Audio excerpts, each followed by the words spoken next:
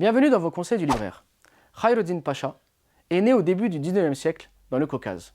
Suite à un conflit opposant son peuple à l'armée ottomane, il fut fait prisonnier. Devenu esclave pour une famille ottomane, il bénéficie alors d'une éducation religieuse de grande qualité et d'une formation militaire avancée, ce qui lui permet alors de grimper les échelons de l'armée ottomane, jusqu'à avoir un poste très important à Tunis qui dépendait justement de l'Empire ottoman.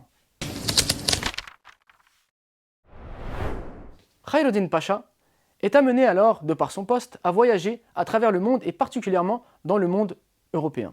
Il va alors découvrir un monde très avancé sur le plan technique et il va comparer cela au monde musulman qui est en retard dans bien des points. Alors il va se mettre à chercher des solutions afin de pouvoir dynamiser le monde musulman, afin de donner des réformes, des possibilités d'amélioration pour que le monde musulman conserve ses valeurs et sa fidélité à la loi islamique tout en étant avancé et en permettant un développement technique important pour ne pas être en retard par rapport aux puissances européennes.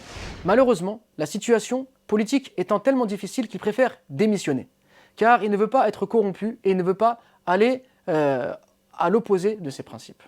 Coupé de la politique, il va se mettre à écrire. Il va écrire un livre historique, un livre de grande valeur dans lequel il va rappeler l'importance de la conformité à la loi islamique. Mais il va montrer également qu'il ne faut pas s'enfermer dans cela, être en repli sur soi-même et ne pas développer les questions techniques, les questions industrielles, et qu'il faut justement s'intéresser à la manière dont l'Europe a réussi à développer tout cela pour dynamiser le monde musulman. Son livre va avoir un écho très important. Il va reprendre sa place dans la politique et il va améliorer la situation de la Tunisie justement en mettant en application ces différentes réformes. Et c'est à ce moment-là que la Tunisie va devenir très prospère.